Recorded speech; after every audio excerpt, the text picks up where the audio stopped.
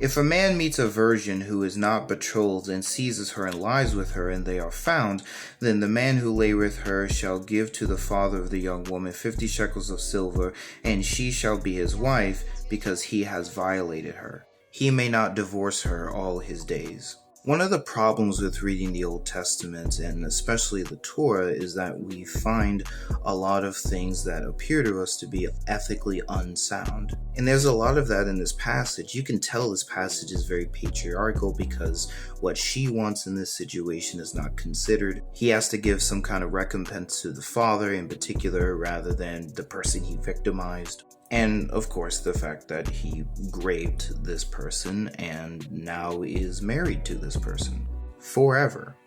Some people have posited that this law would have been seen, in the eyes of ancient Israel at least, as protective, because a woman would have been seen as devalued if she had lost her virginity.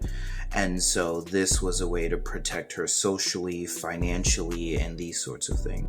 Now, that might be understandable at first, but one of the issues is that it's hard to imagine that this is still a good setup for her, aside from obviously marrying the person who traumatized you, because presumably this person is going to do more in the marriage itself. The law doesn't address that or think about that here, but why wouldn't he do more in the marriage? There's also a question of whether or not these laws were actually followed in ancient Israel.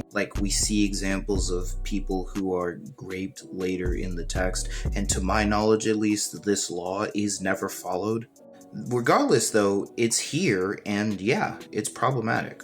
I think this book, though, is really helpful in discussing, how we can navigate some of these problematic texts in the Old Testament. And he's very forthright in saying one of the problems with deriving our ethics from the Old Testament is these ethically unsound passages that we find. However, I think the scholar William Webb in this book here does a good job of reminding us and arguing for sort of redemptive hermeneutic, where we see God slowly moving the people of God into a better moral and ethical ideal. And so progressive revelation and divine accommodation occur not just in some realms, but in all realms, including morality. And I think he does a good job tracking that in terms of how women are treated across both testaments, and especially compared to the culture that they're writing to.